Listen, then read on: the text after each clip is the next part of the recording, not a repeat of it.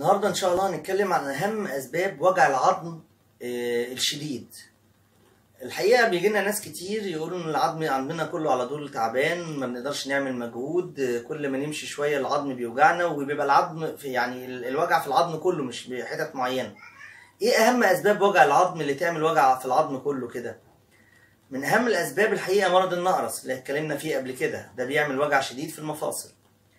من اهم الاسباب برضو الوجع العظم الروماتيزم، لما يكون في التهابات متكرره في اللوز او هو شال اللوز وعمليه الروماتيزم في العظم. من اهم برضو الاسباب اللي بتعمل الم شديد في العظم لو في عنده السكر وفي التهابات في الاعصاب الطرفيه. من اهم برضو اسباب العظم لا قدر الله ان يكون في اورام بتعمل وجع في العظم كله.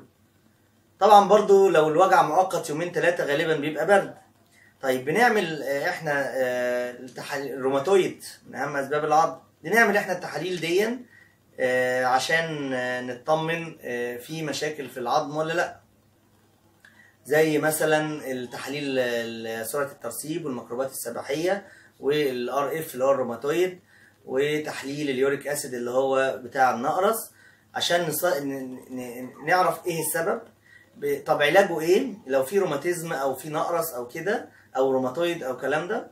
بندي اندوميساسين لبوسه مساء، وبندي اسبرين او اسبوسيد اطفال حبايه بعد الغداء. ولو ما عندوش المريض ضغط او سكر ممكن ندي حقنه كورتيزون طويل المفعول زي البيتافوس او الديبروفوس مره كل 6 شهور، حقنه كل 6 شهور.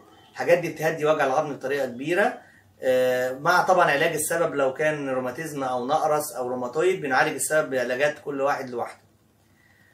دي من اهم اسباب الوجع الشديد في العظم، الوجع العام اللي في العظم. نتمنى من الجميع صحة جيدة، نتمنى للجميع صحة جيدة، والسلام عليكم ورحمة الله وبركاته.